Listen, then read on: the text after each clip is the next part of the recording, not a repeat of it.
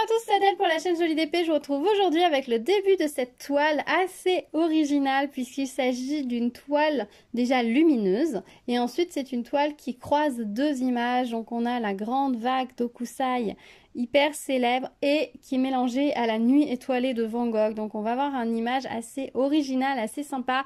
Et en plus, l'idée qu'elle brille dans le noir, ça a apporté encore un petite touche supplémentaire d'originalité qui m'a plutôt plu. Et je vous l'avais dit lors de l'unboxing, quand j'avais affiché cette toile sur mon écran parce que j'étais en train de faire ma sélection sur le site de DIY Digital Art, ma fille arrivait à me faire « Oh, la vague d'Hokusai, elle est trop belle !» Voilà, puisqu'ils ont étudié un petit peu, justement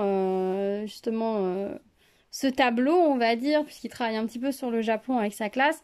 Donc forcément, quand elle l'a vue, elle a fait « Ah, elle est trop belle et tout !» Donc je me suis dit « Ok, je vais la prendre pour elle. En plus, elle brille dans le noir. Et ça, l'étoile qui brille dans le noir, ça a toujours un franc succès avec les enfants. Je sais pas avec les votes, mais alors avec les miens, ça marche à tous les coups. Donc du coup, je me suis décidée à la prendre et du coup, je l'ai commencé. Et d'ailleurs, en la préparant, je me suis rendu compte d'une autre chose, c'est que certes, il y a bien des diamants qui brillent dans le noir, hein. Tout ce qui est blanc ici, tout ce qui va être blanc ici, va briller dans le noir, mais nous avons également des diamants AB. Nous avons des jaunes AB dans les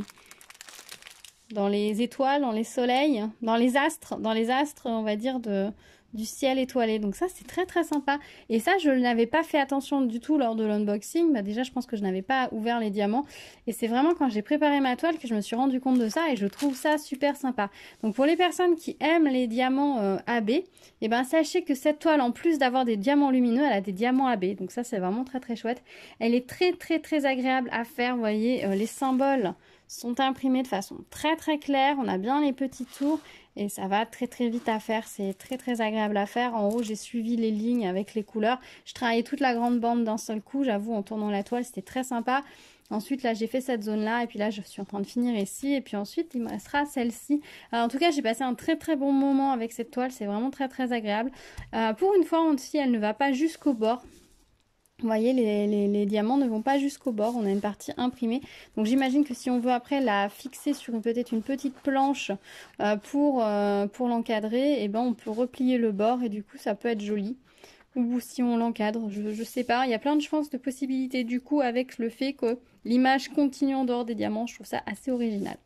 Voilà, écoutez, je pense que je vous ai tout dit pour ce début de vidéo. Je vais continuer cette toile et on se retrouve juste après pour mon avis final. À tout de suite!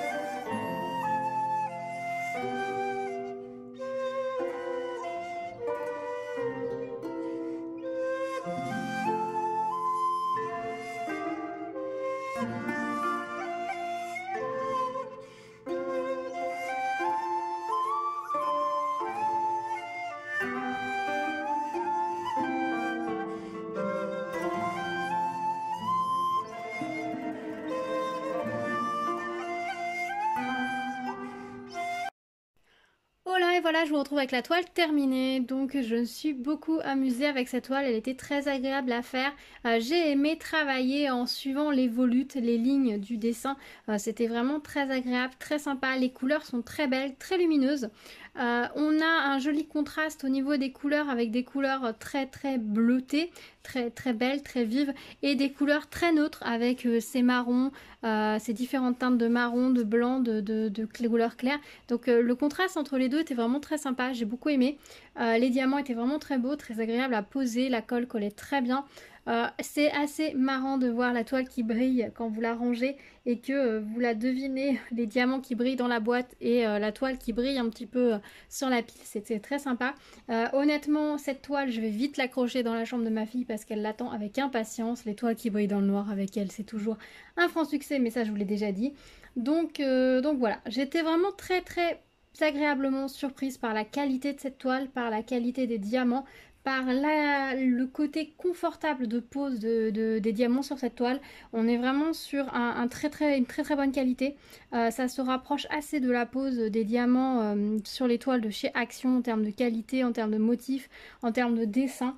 On voit vraiment que ça suit les lignes, c'est vraiment bien pensé pour du diamond painting. Ça donne vraiment tout de suite un très très bel effet, donc c'est vraiment très très chouette.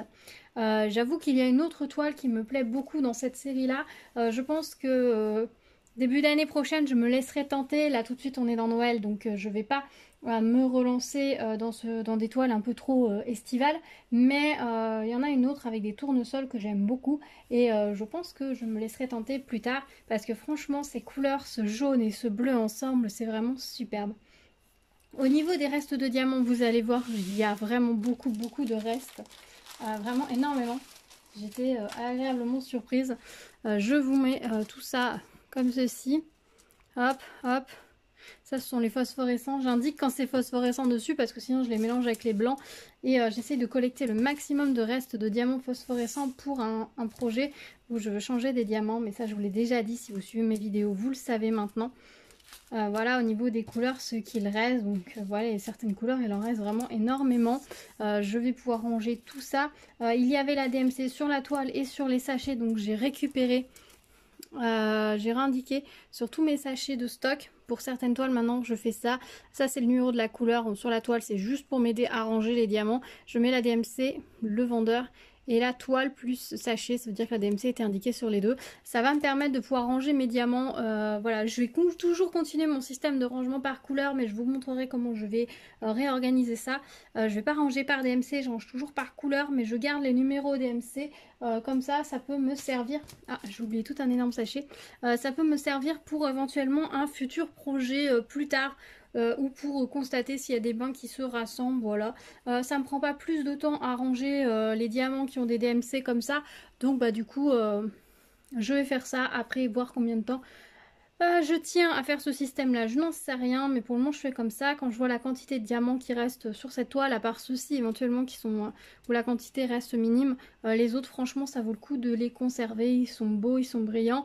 Là on a tous les AB, donc honnêtement ce serait dommage de ne pas les garder. Quand on a la DMC sur les sachets en plus de la toile, ça me conforte dans l'idée qu'on a normalement vraiment la bonne DMC. Quand on a la DMC sur la toile, parfois je me dis qu'ils doivent mettre une couleur approchante quand ils n'ont pas la réelle couleur en stock, ce qui explique certaines fois où on a des couleurs qui correspondent vraiment pas, ou alors on a vraiment deux bains de couleurs différents qui font penser à une autre DMC. Donc du coup je pense que quand c'est indiqué sur le sachet, on est un peu plus sûr du fait que ce soit la bonne DMC dedans. Voilà, bon, j'ai assez parlé des diamants. Je vous remonte la toile, je vous mettrai peut-être si j'y arrive une photo ou une image de la toile dans le noir. Je vais essayer de faire ça et puis je vous mettrai bien évidemment la fin de vidéo en musique. J'espère que cette toile vous a plu. Dites-moi dans les commentaires ce que vous en pensez. Peut-être que vous attendiez de la voir enfin. C'est vrai que j'ai pas mal traîné avant de terminer cette toile et cette vidéo. Donc dites-moi dans les commentaires ce que vous en pensez. Si vous avez craqué pour des toiles de cette série, puisqu'il y en a plusieurs, je crois qu'il y en a 3 ou 4 modèles où on a des croisements comme ça de deux œuvres classiques sur une toile, beaucoup avec la nuit étoilée de Van Gogh en fond. Donc dites-moi s'il y en a qui vous ont plu, si vous en avez fait, etc. Dites-moi tout. A priori j'ai vu en rangeant le diamant que normalement une des couleurs bleues est censée briller dans le noir. Je vous avoue que j'ai pas fait attention à ça, donc je regarderai ça lorsque je vais filmer la toile dans le noir. Voilà, bah écoutez, dites-moi dans les commentaires ce que vous pensez de cette toile. N'hésitez pas à me mettre des petits pouces vers le haut, à vous abonner, activer la cloche pour être au courant des prochaines vidéos. On se retrouve très vite sur la chaîne avec de nouvelles vidéos. Je vous dis à bientôt. Prenez soin de vous. Tchou tchou.